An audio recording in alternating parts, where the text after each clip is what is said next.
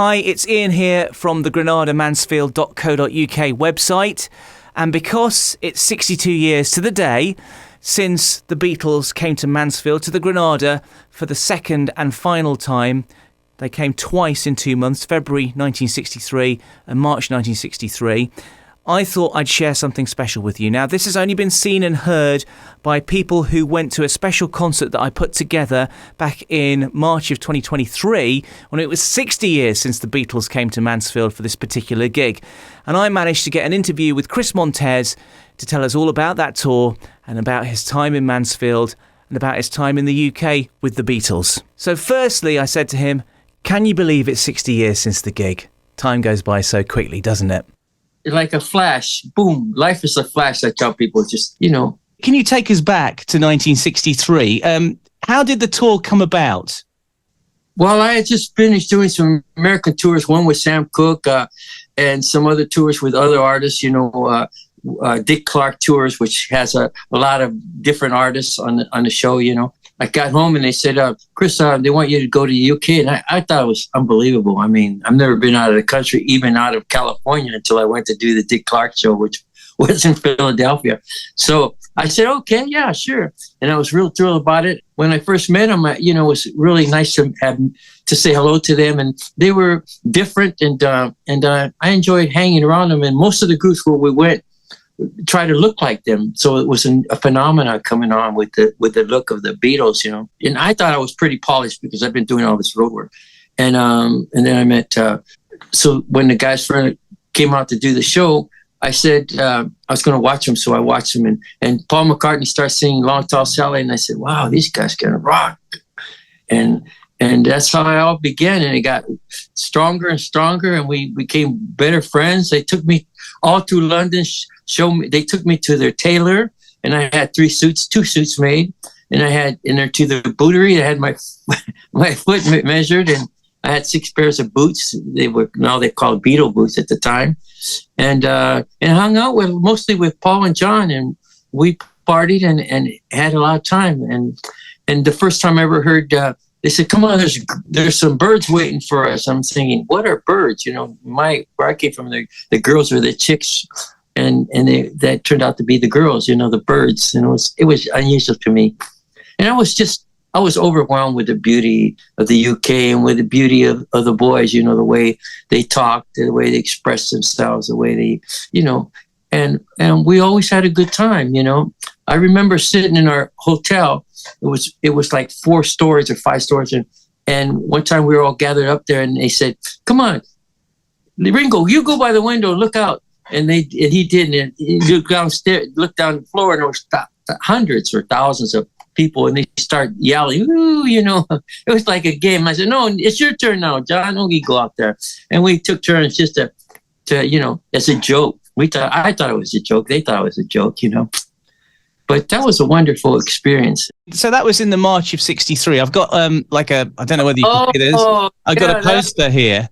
Yeah. This is from one of the gigs. And you're at the top there, Chris Montez, Tommy Rowe. Tell us a little bit about Tommy Rowe. Well, Tommy Rowe, he did a few tours with me, especially on the Sam Cooke tour, and we became good friends. He's such a wonderful person and a gentleman, great artist. So the Beatles were getting bigger and bigger, and then there was a switch round during the tour of who was headlining. How tricky was that for you?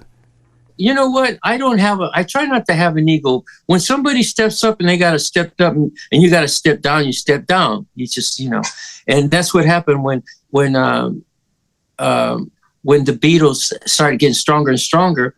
They said, we think they should close Liverpool, come in that area. And I said, hey, that's their town. They should close it. And that's how I felt about it. I never thought about, I should close, or they just, everybody pays their dues, and it shows at the end how great the Beatles were, because they influenced the world. And I was proud to be part of that, that I hung out with the greatest rock and roll band in the world and some of the greatest guys. I remember that Paul McCartney was saying that, when they changed the bill a bit, and he was saying that Chris might have been a little bit annoyed about it, but he said that you were very gracious about that, particularly when they did that Liverpool gig, because that must have been massive.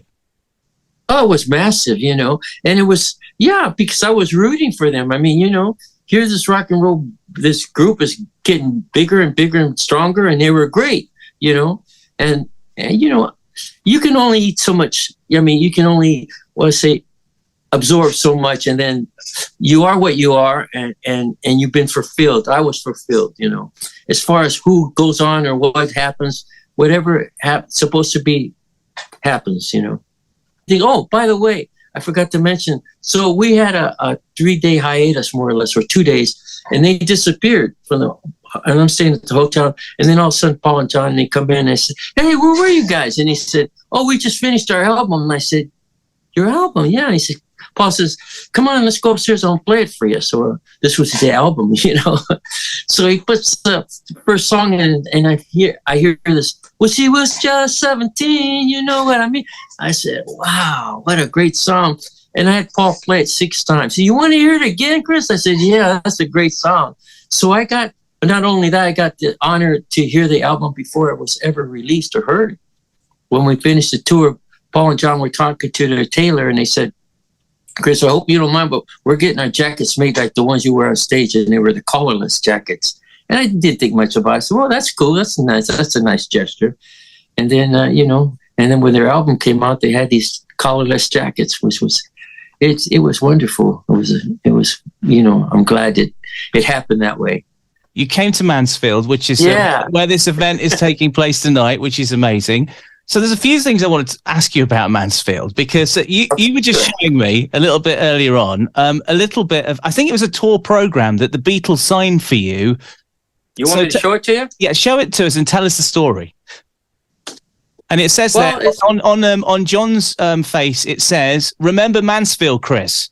Yeah. Well, that's what's funny is one time we were at a big party, a house party. I was just tired, exhausted. So I went to the bus, and I was asleep, and all of a sudden rackets come in. They come in, bam, bam, as usual. We were having fun, and John Lennon poured beer on my head, and it really pissed me off. I mean, it perturbed me real bad. And I got up and I said, "You souls!" And I rushed him, and we got into a brawl, and we wrestled to the floor, and he broke us up, And so everybody, Paul, and then they'll say, "God bless the Queen," and all this, all these guys.